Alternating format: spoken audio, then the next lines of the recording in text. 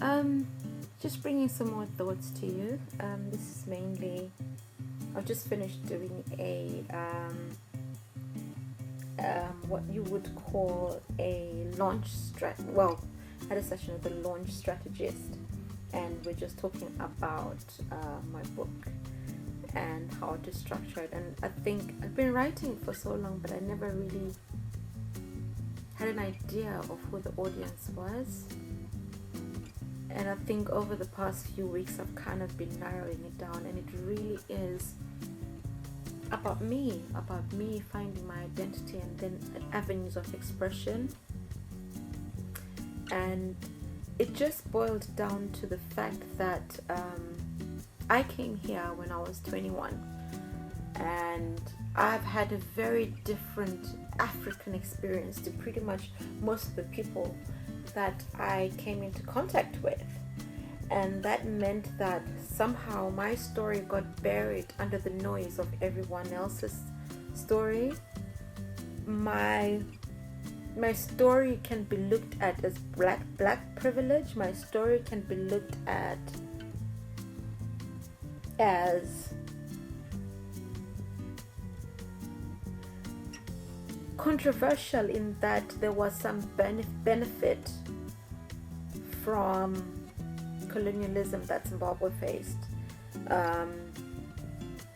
where I had access to a certain kind of living, a certain kind of perception of life, in that when I came here to UK, it totally felt like a downgrade, not an upgrade. It totally felt like I'd lost the best part of my life. It felt like I didn't have a voice anymore. And I'm sure there are a lot of people who identify with this, because in UK, you're all lumped under one category. And it is forgotten that the diasporan woman has a very different experience to your black British woman, or should I say to your black woman who was born here and is kind of used to the culture, whereas we come from very different, culturally diverse backgrounds. And then when you come to UK, you're all lumped under BAME. We're all lumped under, and if you have an accent, you're all African. At one point, I was told that I speak African, and I didn't understand that what they meant was I come from Africa, basically. But I was like, no, I actually speak English. It's just that it has a different accent. And my English is very different to West African English, or to Central African English, or should I say Central African is mostly French anyway. So it kind of came up in conversation today as I was trying to explain that I didn't grow up with a culture of that perpetrated very strong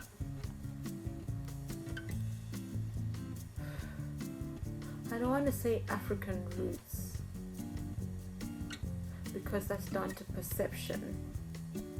My culture was very heavily influenced by colonialism, in that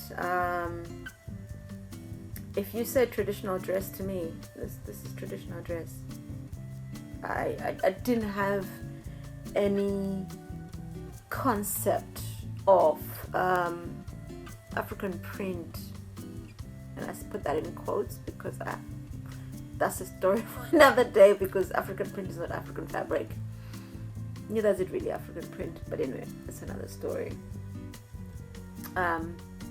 So for me, my upbringing was quite westernized, in that I didn't have to go to school to learn English, because my parents were both teachers.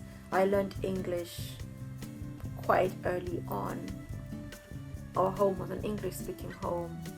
So much so, when you're answering the questions, is English your first or last language? To me, it's neither first nor last. It's one of. my languages. I speak Ndebele as well. And when I grew up, it was English over Ndebele. I didn't write or learn Ndebele properly till I was 13, 14 in high school. And I flunked it because I didn't have a basis of the theory of Ndebele. I knew the practical of Ndebele as in I spoke it. I knew the language because of family and friends and community. But that didn't define me as African. So there's always different narratives to this African story. And I guess in kind of discussing my book, it then came to light that really my story is about working your issues in very uncertain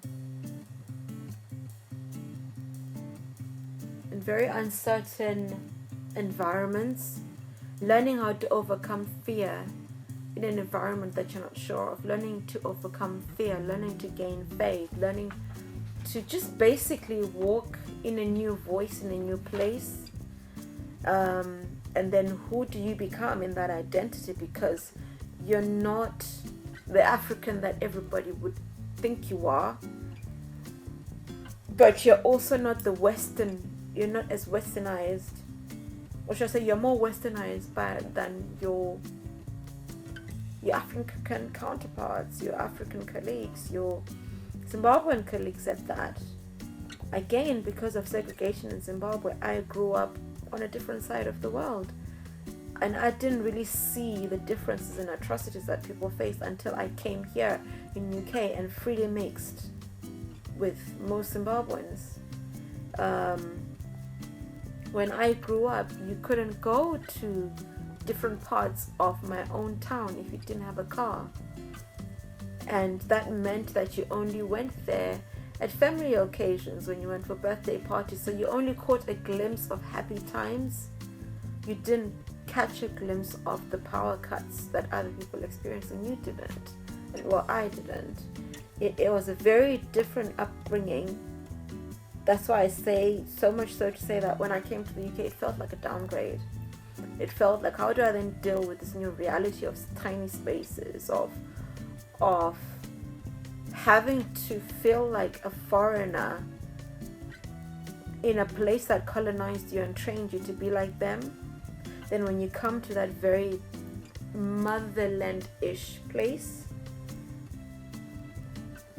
where you spoke the language, had the mannerisms, had the license that could be converted